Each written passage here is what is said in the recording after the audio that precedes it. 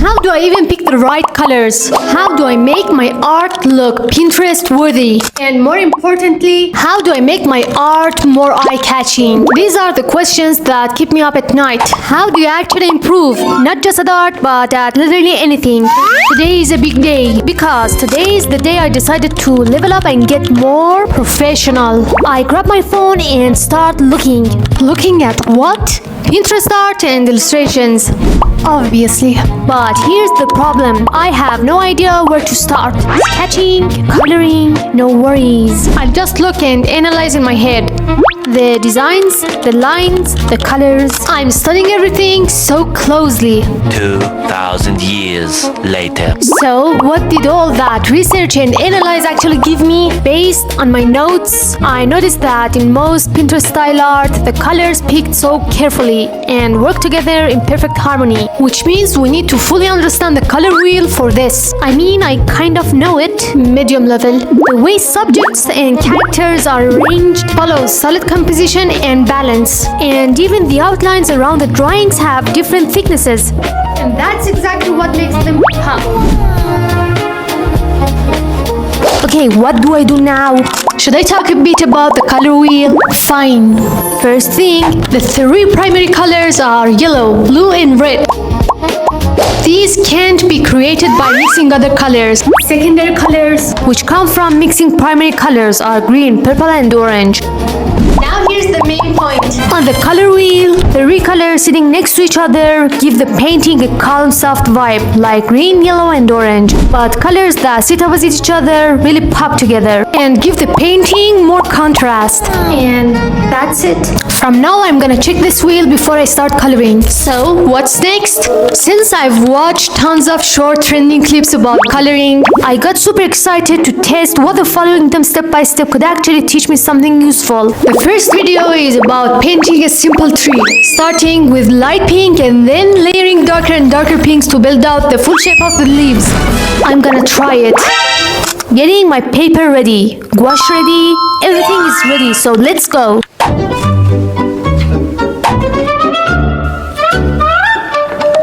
One light pink layer, second layer a bit darker, adding a third one, and now the final layer. And here's the result. Do you like it? Let me know in the comments. The next video that really impressed me was about painting ground, like how to paint grass and dirt terrain. Pulling out my gouache, and yes, it's a little dried out, but no worries. I'll try to bring it back to life. Okay, let's start. First, I shape the ground just like the reference. Once it dries, I use a darker shade for the edges.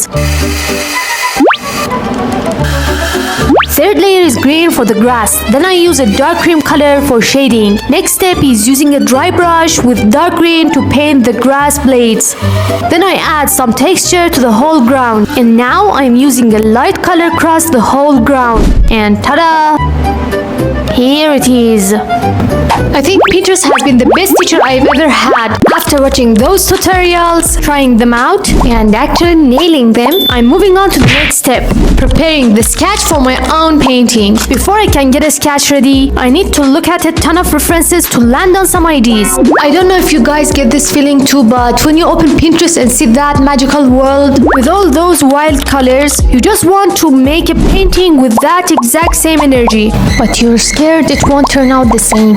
Okay, today's the day. I searched further for a subject until I finally landed on one. So, what is the topic? A frog. I'm using a frog as my main character. Now let's pull up some frog references and start drawing. My first sketch didn't turn out great, but I'm not giving up until I nail a good frog drawing.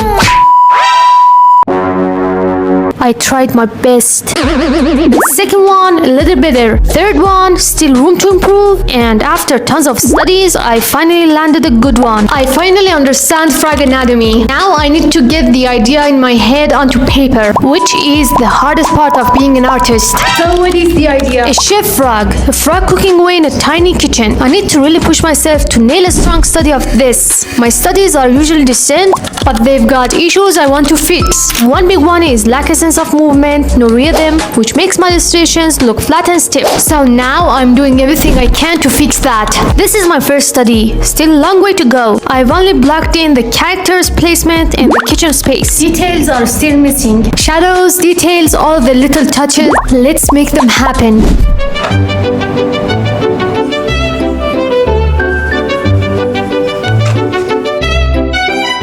My sketch is ready and now I need to transfer it onto paper before I start painting. But there's one thing I'm not sure about. Should I draw it in my sketchbook or on a separate sheet? My sketchbook is meant for colored pencils, and since I don't know exactly which technique I'll end up using and I'm kinda unpredictable like that, I need to grab an all-purpose paper that works with colored pencils, gouache and markers. 2,000 years later.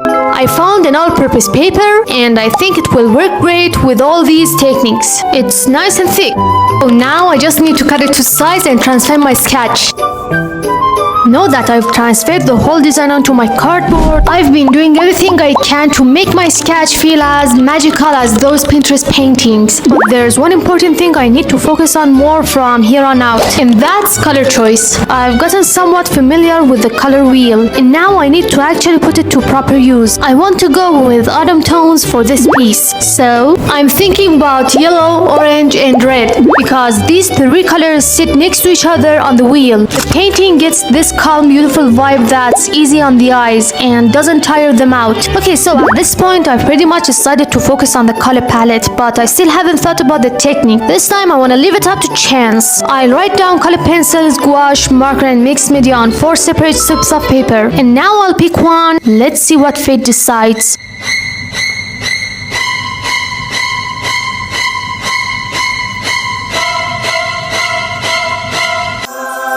Okay, everything's locked in now. From technique to sketch, it's all ready to go. So it's painting time. I gotta bring my A game for this part. But before I start, I wanna watch a video on pro level marker techniques and level up my skills a notch.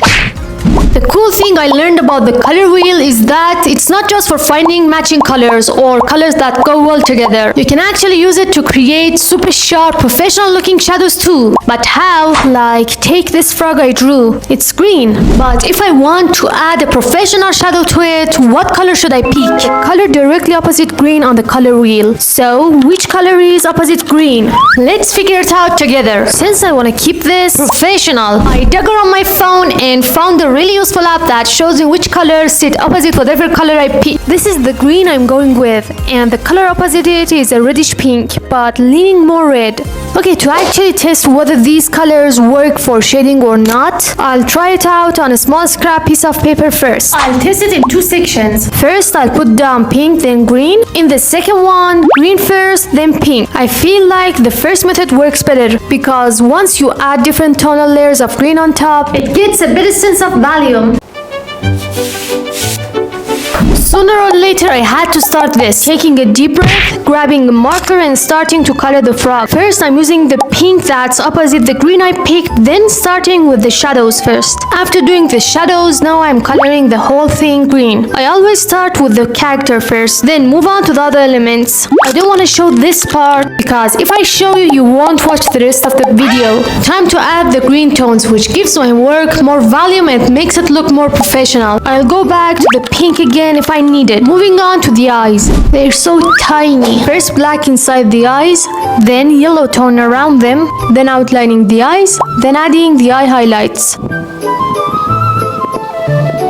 Time to draw the clothes. I'll try using cream and yellow tones for the outfit to give it more of that dreamy magical vibe, and of course keeping it autumn tone too.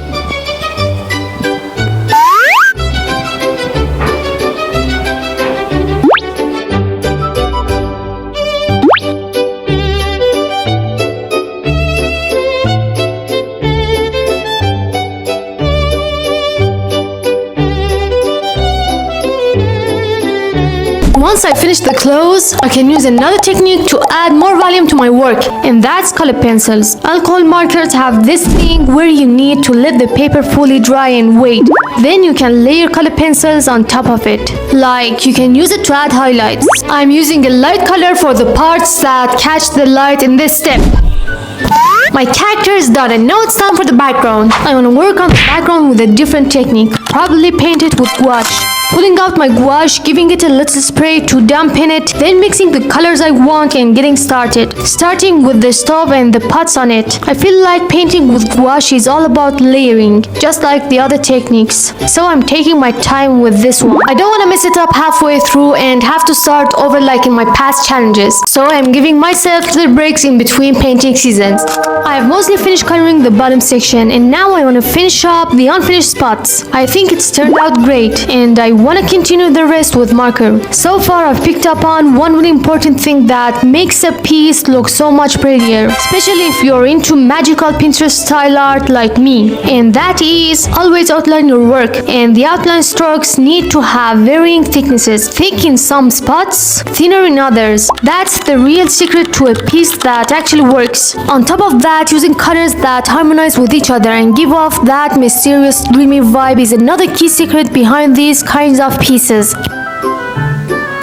I can honestly say I've never worked with this much care and attention before, and this is my first piece where I actually learned the style from Pinterest. I think making this video really helped me pick up on a lot of small details I hadn't figured out yet in my art journey so far. If you want to keep tagging along on this art journey with me, hit subscribe so you don't miss the next challenge.